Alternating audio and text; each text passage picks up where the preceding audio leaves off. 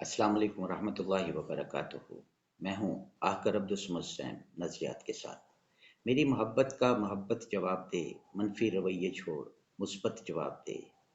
मुसलमान की हुर्मत के बारे में अल्लाह ताला फरमाता है, बेशक अहले ईमान भाई भाई हैं, लिहाजा अपने दोनों भाइयों के दरमियान सुलह करा दो और अल्लाह से डरते रहो ताकि तुम पर रहम किया जाए। इसी तरह एक दूसरे मकाम पर अल्लाह तबारक व ताला फरमाते हैं, ईमान वालों, कोई कौम दूसरी कौम का मजाक न उड़ाए। हो सकता है कि वो उनसे बेहतर हों, और औरतें दूसरी औरतों का मजाक न उड़ाएं। हो सकता है कि वो उनसे बेहतर हों। तुम एक दूसरे पर ऐब ना लगाओ और ना बुरे अलकाब से किसी को पुकारो। ईमान लाने के बाद फासिक होना बहुत बड़ा बड़ा गुनाह है, और जो लोग तौबा नहीं करेंगे तो वही जालिम हैं। एक दूसरी जगह पे अल्लाह पाक फरमाते हैं, ऐ ईमान वालो, बहुत सी बदगुमानियों से दूर रहो, बेशक बाज बदगुमानियां गुनाह हैं। एक दूसरे की जासूसी ना करो, एक दूसरे की गीबत ना करो। क्या तुम में से कोई शख्स अपने मुर्दा भाई का गोश्त खाना पसंद करता है? तुम तो उसे बुरा समझते हो। और अल्लाह से डरते रहो, बेशक अल्लाह तौबा कबूल करने वाला और हमेशा रहम करने वाला है। एक दूसरी जगह पे अल्लाह तबारक व ताला मुसलमान की हुर्मत के बारे में फरमाते हैं, ए लोगो, हमने तुम्हें एक मर्द एक औरत से पैदा किया और मुख्तलिफ कौमें और कबीले बना दिया ताकि तुम एक दूसरे को पहचान सको।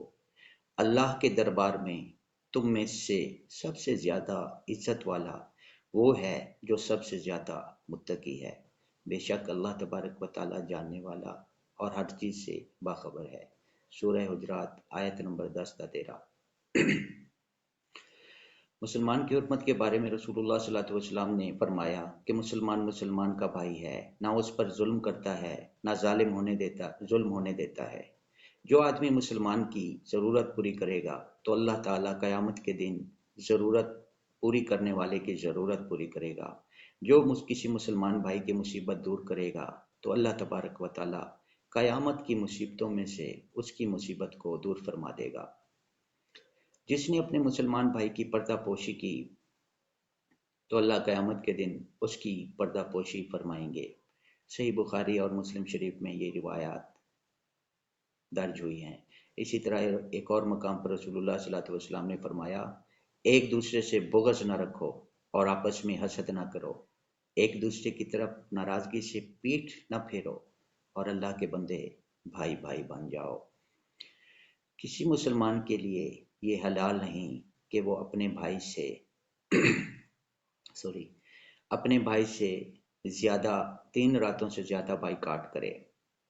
रसूलुल्लाह सल्लल्लाहु अलैहि वसल्लम ने मुसलमान की हुर्मत के बारे में फरमाया कि अल्लाह के नज़दीक बैतुल्लाह से ज्यादा मुसलमान की हुर्मत है। एक और जगह पर नबी पाक ने फरमाया, एक दूसरे के साथ मोहब्बत उल्फत रहम करने की मिसाल एक जिस्म की सी है। जब उसका एक उज़्व बीमार होता है तो सारा जिस्म उसके लिए बुखार और बेदारी के साथ तकलीफ में रहता है। सही मुस्लिम की ये रिवायत है। एक और जगह नबी रहमत सल्लल्लाहु अलैहि वसल्लम ने फरमाया कि ऐ सारी दुनिया के लोगों, सुन लो, तुम्हारा रब एक है और तुम्हारा बाप एक है। सुन लो, किसी अरबी को किसी अजमी पर, किसी अजमी को किसी अरबी पर, सुर्ख को काले पर और काले को सुर्ख पर कोई फजीलत नहीं सिवाय तकवा के। क्या मैंने नहीं पहुंचा दिया? लोगों ने कहा, रसूलुल्लाह सल्लल्लाहु अलैहि वसल्लम ने पहुंचा दिया। फिर आपने फरमाया, आज कौन सा दिन है? लोगों ने कहा, या रसूलुल्लाह, आज हुर्मत वाला दिन यानी जुमा है। फिर आप सल्लल्लाहु अलैहि वसल्लम ने पूछा कि ये कौन सा महीना है? लोगों ने कहा, हुर्मत वाला महीना है। फिर आपने पूछा, ये कौन सा शहर है? लोगों ने कहा, ये हरम मक्का है, हुर्मत वाला शहर है। आपने फरमाया, बेशक अल्लाह ने तुम पर तुम्हारे खून, तुम्हारे अमवाल हराम करार दे दिए हैं। रसूलुल्लाह सल्लल्लाहु अलैहि वसल्लम ने फरमाया कि मुसलमान एक दूसरे की इज्जत, आबरू और माल का मुहाफिज है, और एक मुसलमान की दूसरे मुसलमान पर इज्जत, आबरू, माल उसी तरह हराम है जिस तरह आज का یہ شہر اور آج کا یہ مہینہ حرمت والا ہے۔ معلوم ہوا کہ دین اسلام میں عربی، اجمی، کالے گورے، پٹھان، پنجابی، سندھی، بلوچی، پاکستانی، ہندوستانی اور ملکی غیر ملکی کا کوئی مسئلہ نہیں ہے، بلکہ سب اہل ایمان بھائی بھائی ہیں۔ لیکن تباہی ہے ان لوگوں کے لیے جو مسلمانوں کو فرقوں اور ٹکڑوں میں بانٹنا چاہتے ہیں۔ اسلام کی ضد کفر اور مسلمان کی ضد کافر ہے، جبکہ آج اسلام اور مسلمانوں کو سب سے زیادہ نقصان پہنچانے والا کافر نہیں بلکہ مسلمان خود ہے۔ آج مسلمان دوسرے مسلمان کے جان، مال، عزت و آبرو کا سب سے بڑا دشمن ہے۔ آج مسلمان کافر کے ساتھ مل کر اپنے مسلمان بھائی کے قتل میں بالواسطہ اور بلا واسطہ شامل حال ہے۔ آج مسلمان دوسرے مسلمان کی سلامتی، ترقی و خوشحالی کی راہ میں سب سے زیادہ رکاوٹیں حائل کرنے کا سبب بن رہا ہے۔ مسلمان خود مرض کا شکار ہے۔ آج مسلمان ترقی و خوشحالی، امن و امان کے لیے کافروں کی مثالیں پیش کرتا ہے، مگر اپنے مرض کے علاج کی طرف توجہ نہیں دیتا۔ یہ جملہ کہنا آسان ہے مگر یہ کام بہت مشکل ہے۔ ناظرین، آپ نے دیکھا ہوگا کہ جس گھر کا باپ سمجھدار ہوتا ہے تو اس گھر کے بچے نہ صرف خوشحال ہوتے ہیں بلکہ آپس میں متحد ہوتے ہیں اور ان کو کوئی دوسرا آسانی سے نقصان نہیں پہنچا سکتا۔ مگر مسلم امہ کا المیہ یہ ہے کہ مسلک کے نام پر ٹکڑوں میں بٹ گئے، ایک دوسرے پر طعن و تشنیع کرنے لگے۔ یہ ایک مسلمہ حقیقت ہے کہ ہر طرف نام کے مسلمان ہیں، ان میں نہ اقبال کا مرد مومن ہے، نہ نگاہ ہے اور نہ فکر آخرت، جبکہ مسلم قوم کو یہ سمجھنا چاہیے کہ جب ہم آپس میں ایک دوسرے کے دشمن بنے رہیں گے تو ہماری حفاظت آسمان سے اترنے والے فرشتے بھی نہیں کر سکتے۔ ایک نکتے کی بات بیان کروں کہ کوئی بھی غیر مسلم حکومت اصل دین اسلام کو کبھی بھی قبول نہیں کرے گی، چاہے وہ یہودیوں کے زیر اثر ہو یا نہ ہو، چاہے چین ہو، چاہے روس ہو، چاہے فرانس ہو یا چاہے ہندوستان۔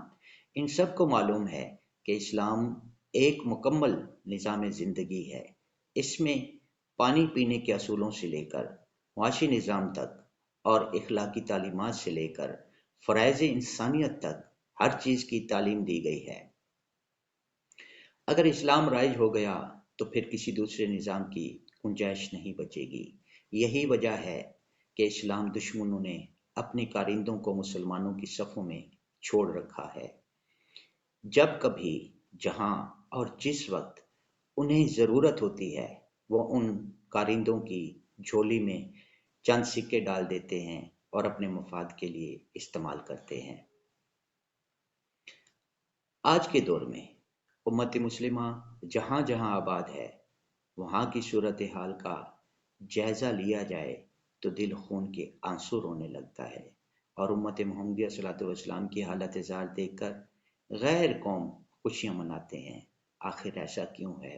اس کی ذمہ داری کس پر عائد ہوتی ہے؟ اس کے جواب میں صرف اور صرف اللہ تعالیٰ کا یہ ارشاد ہے کہ اللہ کی رسی کو مضبوطی سے تھامے رکھو اور آپس میں، فرقہ میں، ٹولوں میں نہ بٹو۔ سورہ آل عمران کی یہ آیت ہے۔ بدقسمتی سے امت مسلمہ نے اللہ کے اس فرمان کو پس پشت ڈال دیا اور اللہ کے اس فرمان کو فراموش کر کے دنیا کی رنگینیوں میں کھو گئی، اور امت بھول گئی کہ اس کا مقصد کیا تھا، اسے کس کام کے لیے دنیا میں بھیجا گیا۔ حالانکہ امت مسلمہ کو ضرورت اس امر کی ہے کہ وہ اپنے مقصد وجود کو یاد کرے اور اللہ کی رسی کو مضبوطی سے تھام لے، وہ رسی جسے تھامنے کے بعد اور کسی دوسرے سہارے کی ضرورت نہیں رہتی۔ آج ضرورت اس امر کی ہے کہ موجودہ حالات کو سامنے رکھتے ہوئے اپنا احتساب کریں، امت کے درد کی کھوئی ہوئی دوا تلاش کریں جو باعث سکون ہو، باعث تقویت ہو، اپنی شناخت کو مضبوط کریں۔ کافروں کی نکالی ترقی کا معراج نہیں ہے۔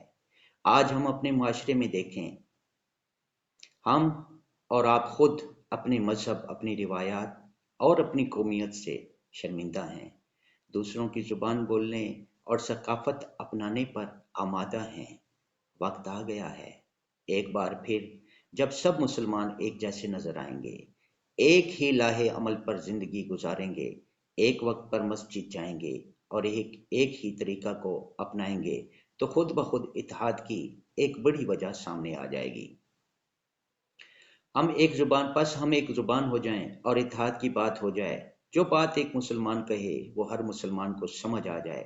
ناظرین کرام، ہمارے پاس نہ تو رسول اللہ صلی اللہ علیہ وسلم نے لوٹ کر آنا ہے اور نہ آپ صلی اللہ علیہ وسلم کے صحابہ نے اور نہ ہی کسی اور بزرگ نے۔ ہمارے ہاتھ میں واحد اثاثہ قرآن کریم ہے، اس کو مضبوطی سے پکڑیں، اپنی زبان میں پڑھیں، سمجھیں اور عمل کریں، یہی نجات کا راستہ ہے۔ ایک اعتراض کیا جاتا ہے کہ قرآن کریم 1400 سال پرانی کتاب ہے اور موجودہ مسائل کا تدارک کرنے کی اہلیت نہیں رکھتی۔ تو اس سلسلے میں اتنا ہی عرض کروں گا کہ کوئی ریاضی کا طالب علم ہو اور اسے کوئی بھی ٹیچر پوری مشق حل نہیں کراتا، بلکہ ایک فارمولہ چند مثالوں کے ذریعے سمجھا دیتا ہے اور باقی تمام مشق وہ خود حل کرتا ہے۔ اسی طرح قرآن پاک بھی ایک فارمولہ ہے، کوڈ آف لائف ہے یا فارمولوں کی کتاب ہے۔ اس میں ہر مسئلہ کا حل موجود نہیں، لیکن مسئلہ کے بارے میں بنیادی اصول سکھائے گئے ہیں، ان کے ذریعے ہم ہر مسئلے کا حل تلاش کر سکتے ہیں۔ قرآن پاک میں کسی جگہ پہ انٹرنیٹ کا استعمال کرنے کے قوانین نہیں، مگر قرآن پاک میں جھوٹ، بددیانتی، حقیقت چھپانے سے منع کیا گیا ہے۔ آپ یہ تینوں اصول انٹرنیٹ استعمال کرتے ہوئے ذہن میں رکھیں تو آپ نے انٹرنیٹ پر اسلام نافذ کر دیا۔ قرآن کریم میں ٹریفک کے اصول بھی نہیں ہیں، مگر سورہ نساء میں اللہ تبارک و تعالیٰ نے فرمایا ہے کہ اپنے حاکم کا حکم قبول کرو اطاعت کرو۔ تو جب ہم ٹریفک کانسٹیبل یا ٹریفک سگنل کے مطابق چلیں تو ہم نے اسلام کی ٹریفک کو نافذ کر دیا۔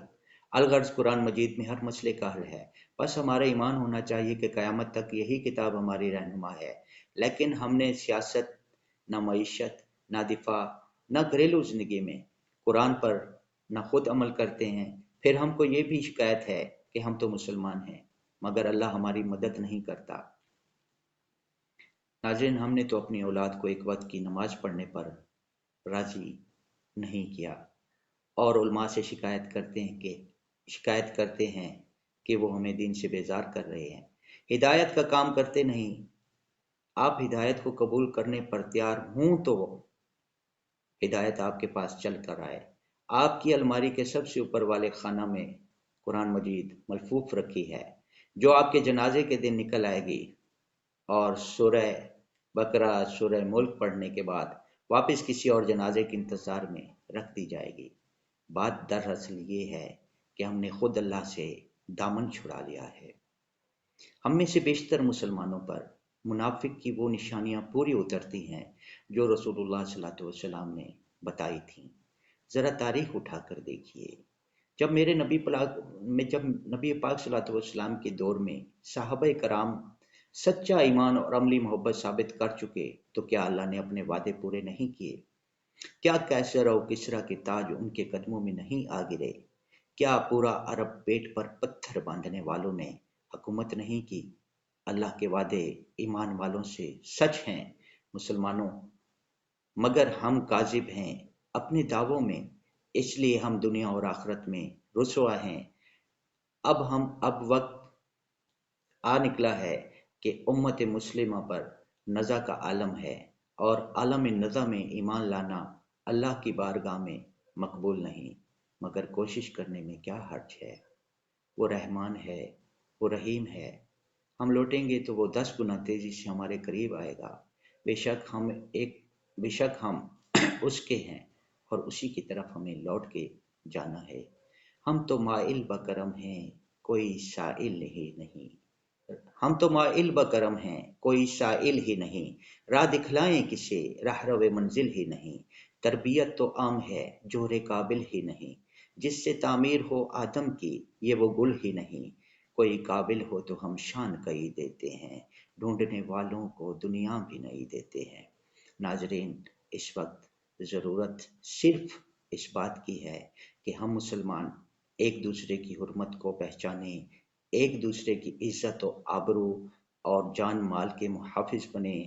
ایک مسلمان دوسرے مسلمان کو جب سلامتی دینے والا، سلامتی کی گواہی دینے والا بن جائے گا تو ہم مسلمان ایک دوسرے سے جب حسد کرنا چھوڑ دیں گے، ہم مسلمان جب ایک دوسرے پر تہمت، بہتان اور الزام تراشی کرنا چھوڑ دیں گے تو انشاءاللہ ترقی، خوشحالی ہمارا مقدر بنے گی۔ السلام۔